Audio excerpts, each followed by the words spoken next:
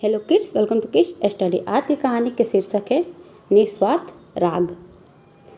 एक बार अकबर ने तानसेन से कहा था कि तेरा बीड़ा वादन देखकर कभी कभी यह मेरे मन में ख्याल उठता है कि कभी संसार में किसी आदमी ने तुझसे भी बेहतर बजाया होगा या कभी कोई बजाएगा। मैं तो कल्पना भी नहीं कर पाता कि इससे श्रेष्ठ कुछ हो सकता है। तानसेन ने कहा, क्षमा करें, शायद आपको पता नहीं कि मेरे गुरु अभी जिंदा हैं और एक बार अगर आप उनकी बीड़ा सुन ले तो कहाँ वे और कहाँ मैं। बड़ी जिज्ञासा जगी अकबर को। अकबर ने कहा तो फिर उन्हें बुलाओ। तानसेन ने कहा, इसलिए कभी मैं उनकी बात नहीं छेड़ी। आप मेरी सदा प्रशंसा करते थे। मैं चुपचाप पी लेता था जैसे जहर की घूंट कोई पीता है, क्योंकि मेरे अभी गुरु जिंदा है। उनके सामने मेरी प्रशंसा यूं ही जिंदा है। उनके सामने मेरी क्या प्रशंसा। यह यूं ही है जैसे कोई सूरज को दीपक दिखाए।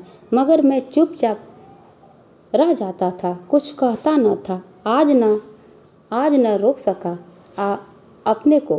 बात निकल गई, लेकिन नहीं कहता था, इसलिए कि आप तत्क्षण कहेंगे कि उन्हें बुलाओ और तब मैं मुश्किल में पड़ूंगा, क्योंकि वे यूं नहीं आते। उनकी मौज तो जंगल में बजाते हैं, जहाँ कोई सुनने वाला नहीं है, जहाँ कभी कभी जंगली जानवर जरूर इकट्ठे हो जाते हैं और सुनने को वृक्ष सुन लेते हैं, पहाड़ सुन लेते हैं, लेकिन फरमाइश से तो वे कभी बजाते नहीं। वे यहाँ दरबार में न आएंगे। आ भी जाए तो किसी तरह, और हम कहें उनसे कि बजाओ तो वे बजाएंगे नहीं।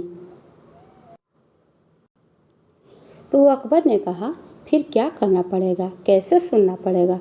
तो तानसेन ने कहा, एक ही उपाय है कि यह मैं जानता हूँ कि रात 3 बजे वे उठते हैं, यमुना के तट पर आगरा में रहते हैं। हरिदास उनका नाम है। हम रात में चलकर छुप जाएं। 2 बजे रात चलना होगा, क्योंकि कभी 3 बजे बजाए, 4 बजे बजाए, 5 बजे बजाए, मगर एक बार जरूर सुबह स्नान करने के बाद वे बीड़ा बजाते हैं। हमें तो चोरी से ही सुनना होगा, बाहर झोपड़े के पीछे रहकर सुनना होगा। शायद ही दुनिया के इतिहास में किसी सम्राट ने, अकबर जैसे बड़े सम्राट ने, चोरी से किसी की बीड़ा सुनी हो। लेकिन अकबर गया।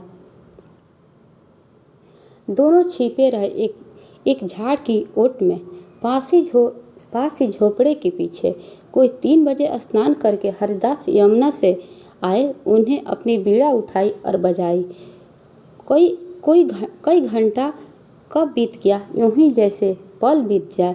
बीड़ा तो बंद हो गई, लेकिन जो राग भीतर अकबर में जम गया था वह जमा ही रहा। आधे घंटे बाद तानसेन ने उन्हें हिलाया और कहा कि अब सुबह होने की करीब है, हम चलें। अब कब तक बैठे रहेंगे। अब तो बीड़ा बंद भी हो चुकी। अकबर ने कहा, बाहर की तो बीड़ा बंद हो गई, मगर भीतर की बीड़ा बजे ही चली जाती है। तुम्हें मैंने बहुत बार सुना, तुम जब बंद करते हो तो तभी बंद हो जाती है। यह पहला मौका है कि जैसे मेरे भीतर की तार छिड़ गए हैं, और आज सच में मैं तुमसे कहता हूँ कि तुम ठीक ही कहते थे कि कहाँ तुम और कहाँ तुम्हारे गुरु। अकबर की आंखों में आंसू झर जा रहे हैं। उसने कहा, मैंने बहुत संगीत सुना, इतना भेद क्यों है, और तेरे संगीत में और तेरे गुरु के संगीत में इतना भेद क्यों। जमीन आसमान का फर्क है। तानसेन ने कहा, कुछ बात कठिन नहीं है। मैं बजाता हूँ कुछ पाने के लिए, और ये बजाते हैं क्योंकि उन्हें कुछ पा लिया है। उनका बजाना किसी उपलब्धि की किसी अनुभूति की अभिव्यक्ति है। मेरा बजाना तकनीकी है, मैं बजाना जानता हूँ, मैं बजाने का पूरा गणित जानता हूँ, मगर गणित बजाने का अध्यात्म मेरे पास नहीं है। मैं जब बजाता होता हूँ तभी इस आशा में आज क्या आप देंगे, हीरे का हार भेंट करेंगे या मोतियों की माला, या मेरी झोली सोने से भर देंगे या असरफियों से।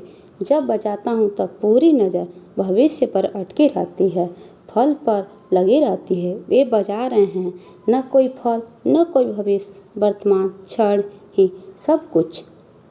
उनके जीवन में साधन और साध्य में बहुत फर्क है। साधन ही साध्य है और मेरे जीवन में अभी साधन और साध्य कोई फर्क नहीं है। बजाना साधन है, पेशेवर हूँ मैं, उनका बजाना आनंद है, साधन नहीं। वे मस्ती में हैं। प्लीज़ वीडियो पसंद आए तो वीडियो को लाइक करें, शेयर करें, सब्सक्राइब करें।